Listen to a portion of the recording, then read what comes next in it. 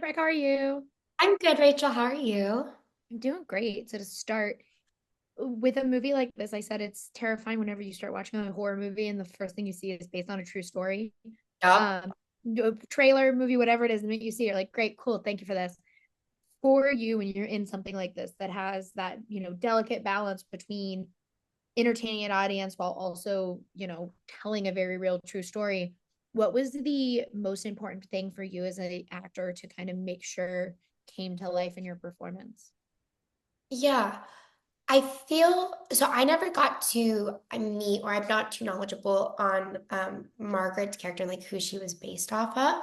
And so I think a lot of like the truth to it comes from like relying on the writing, and having Warren, who was a writer and our director, was so nice on set because anytime we wanted to fact check, we had a great resource right there.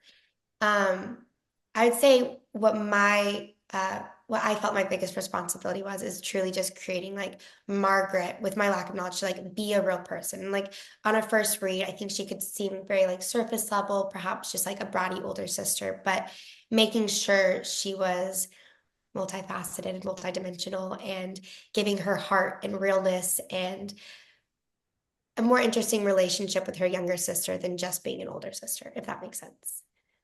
Yeah, it does. And I do think it's so funny. Not funny, but like I made the joke about white vans with Warren when I first because I Yeah. was like, we all know white vans are creepy, don't have a white van. And then he was like, well, this is why.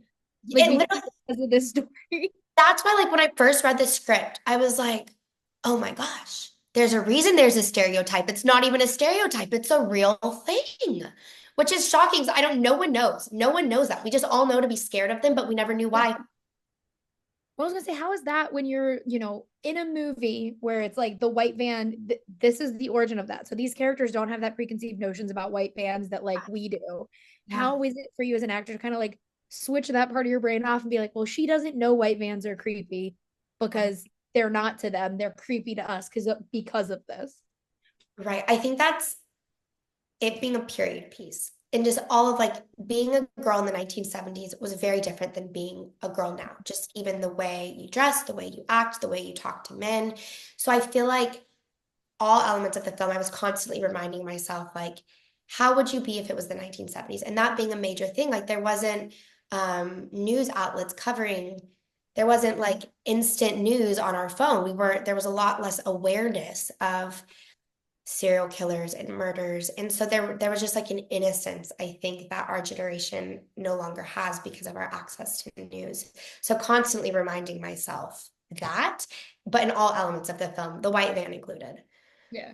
When Yeah. how is it being part of the like this film highlights a victim story, which I think is we've never mastered the balance quite as well as we are in 2024 between telling these terrifying serial killer stalker stories with like actual victim stories. Normally we focus on the killer themselves versus the people that they harmed.